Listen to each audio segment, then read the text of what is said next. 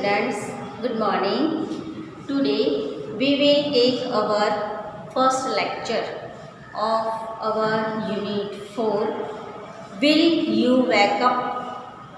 આજે આપણે આપણા છઠ્ઠા ધોરણના ટેક્સ્ટનો ચોથો પાઠ વિલ યુ વેકઅપ એના વિશે ચર્ચા કરીશું. સૌથી પહેલાં આપણે પાઠનું જે નામ છે તે સમજી લઈશું.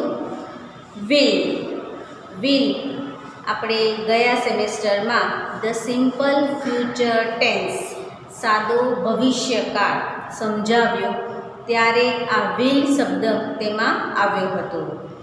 વિલ એ ભવિષ્યકાળ સૂચવતું સહાયક ક્રિયાપદ છે.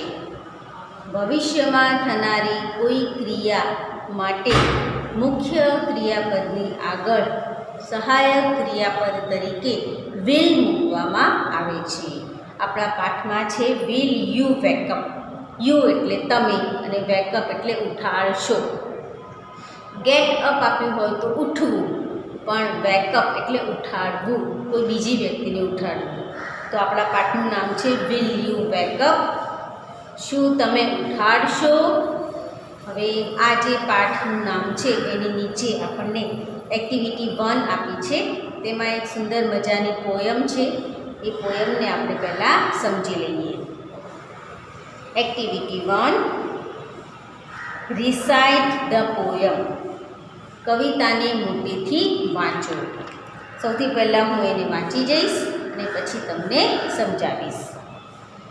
What will you have? A ball or a cake?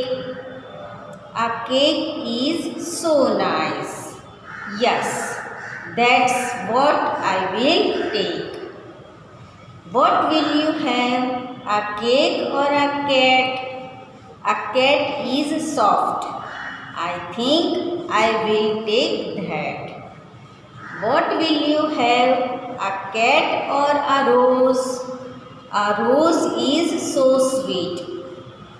I will have that, I suppose. What will you have? A rose or a book? A book full of pictures. Oh, do let me look. તો અહીંયા આપણને એક choosing એવા title નીચે એક કવિતા આપી છે. Choosing એટલે પસંદગી. જ્યારે કોઈ વસ્તુ પસંદ કરવાની હોય ત્યારે આપણી સામે ઓપ્શન હોય, આ અથવા પેલું, બેમાંથી એક ચૂઝ કરવાનું છે. તો એવું આખી આ કવિતામાં છે. એને આપણે જોઈએ. પહેલી બે લાઈન છે. What will you have? A ball or a cake? What will you have? તમે શું લેશો? દડો કે કેક? દડો અથવા કેકમાંથી કોઈ પણ એક વસ્તુ લેવાની છે. તો આપણને પૂછ્યું છે કે તમે શું લેશો? બીજી લાઈનમાં કીધું છે આ cake is so nice.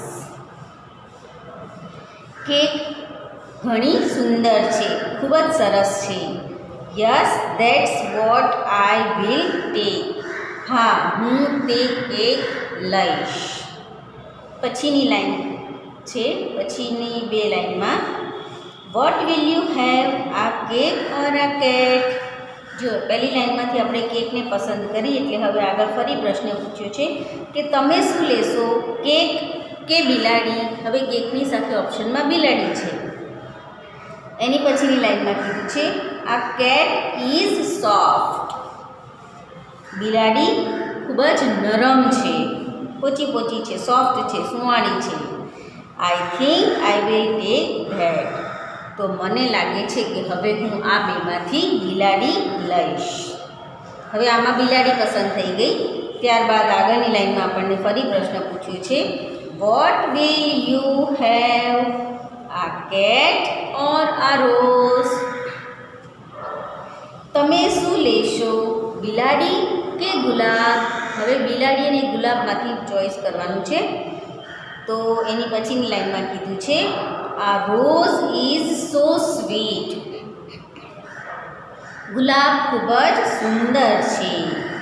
I will have that, I suppose. Suppose એટલે લાગવું, ધારવું. મને એવું લાગે છે કે હવે હું ગુલાબ લઈશ.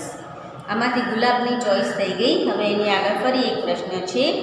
વોટ વિલ યુ હેવ, આ રોઝ ઓર અ બુક? તમે શું લેશો, ગુલાબ કે પુસ્તક? ગુલાબ અને એની સાથે પુસ્તકની ચોઈસ છે. તો હવે પછીની છેલ્લી લાઈનમાં કીધું છે આ બુક ફૂલ ઓફ પિક્ચર્સ. આખી આ જે ચોપડી છે કેવી છે, તો ચિત્રોથી ભરેલી છે. ઓ ડુ લેટ મી લુક, અરે મને જોવા તો દો.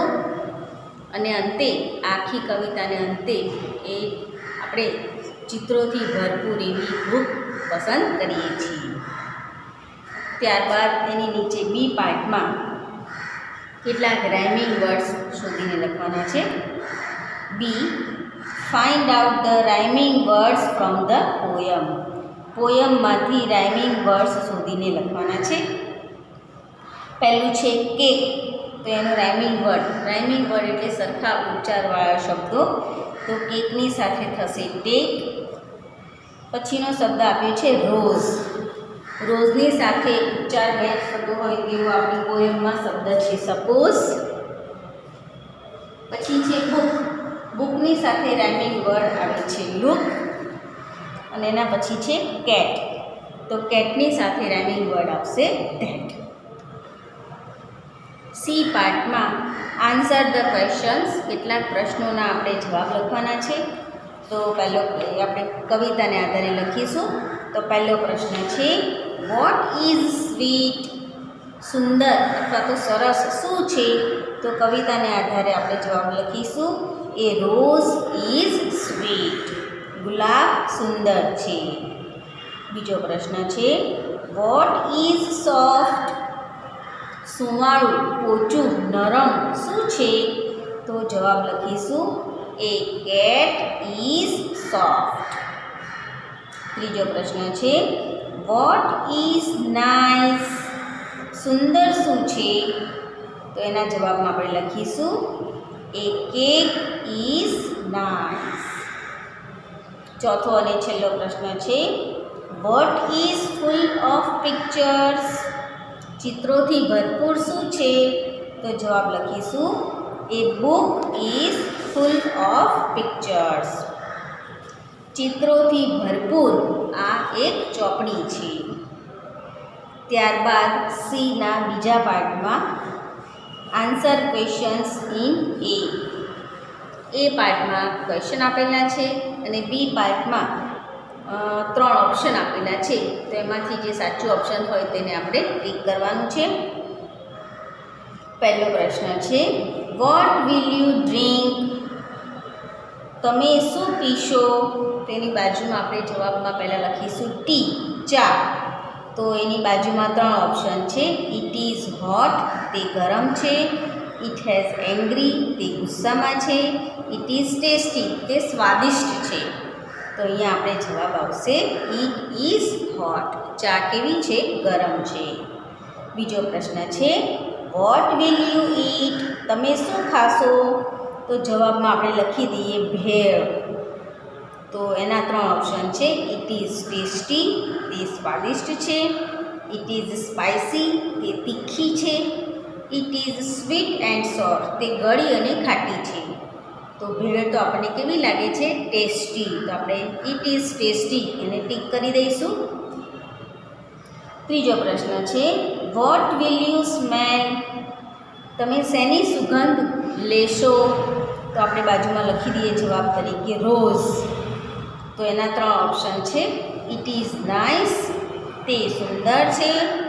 ઇટ ઇઝ બ્યુટીફુલ, તે સુંદર સરસ છે. ઇટ ઇઝ સ્વીટ, અને તે સુંદર છે. ત્રણેય પણ રોઝ માટે વર્ડ વપરાશે ઇટ ઇઝ સ્વીટ. તો એને આપણે ટીક કરી દઈશું. ચોથો પ્રશ્ન છે વેર વિલ યુ ગો? તમે ક્યાં જશો? તો એના જવાબમાં આપણે લખી દઈએ કે ટુ અ રિવર સાઇડ, નદી કિનારે. તો એના 3 ઓપ્શન છે. To a hill, to a river side અને ટુ અ સીસોર. તો જવાબ તો આપણે ટીક કરેલો જ છે, ટુ આ રિવર સાઇડ. પાંચમો પ્રશ્ન છે, વેન વિલ યુ સ્લીપ? કૌંસમાં 3 ઓપ્શન આપેલા છે. લેટ એટ નાઇટ એટલે મોડી રાત્રે, ઇન ધ આફ્ટરનૂન એટલે બપોરે, અને અર્લી એટ નાઇટ રાત્રે વહેલા. તો આને આપણે ટીક કરી દઈશું અને જવાબ લખીશું અર્લી એટ નાઇટ. તો આ પ્રશ્નો અને એના જવાબો આપણે સોલ્વ કરી લીધા. ત્યારબાદ ડી પાર્ટમાં કાઉન્ટ એન્ડ રાઇટ, ગણો અને લખો, એવું આપણને એક પઝલ ઉખાણા જેવું આપ્યું છે. પહેલું છે હાઉ મેની સ્ક્વેર્સ, સ્ક્વેર્સ એટલે ચોરસ. How many squares R there in the picture?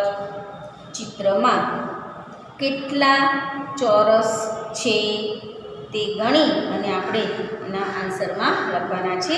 તો આપણે જોઈએ ચિત્રની અંદર કેટલા સ્ક્વેર છે તેની હું અહીંયા એક આકૃતિ બનાવું છું અને આપણે ગણતા જઈએ કે કેટલા સ્ક્વેર એની અંદર છે. આવા જે પ્રશ્નો હોય છે તે આ બહારની જે જીપીએસસીની એક્ઝામો લેવાય છે એની અંદર પૂછાતા હોય છે. તો આપણે બહુ સરળતાથી એને ગણી શકીએ તેના માટે અહીંયા જે આપણને આપેલા છે તે હું તમને શીખવાડું છું. હવે આની અંદર કેટલા ચોરસ છે તે આપણે શીખવાનું છે. તો સૌથી પહેલું તો આ એક મેઇન ચોરસ છે, બરાબર છે, આ એક મેઇન ચોરસ. પછી આ બીજો ચોરસ છે 2, આમથી જોઈએ તો આ ચોરસ જ છે 2. પછી એક આ ત્રીજો ચોરસ 3, પછી એક આ ચોથું ચોરસ 4,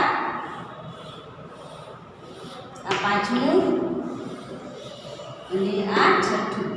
બરાબર, આના આપણે નંબર આપી દઈએ તો 1 2 3 4, આ આખું 5 અને આ આખું 6, એટલે અહીંયા ટોટલ 6 સ્ક્વેર્સ છે. બરાબર છે. ત્યારબાદ બીજી એક આકૃતિ આપેલી છે, એને પહેલાં હું અહીંયા ડ્રો કરી દઉં.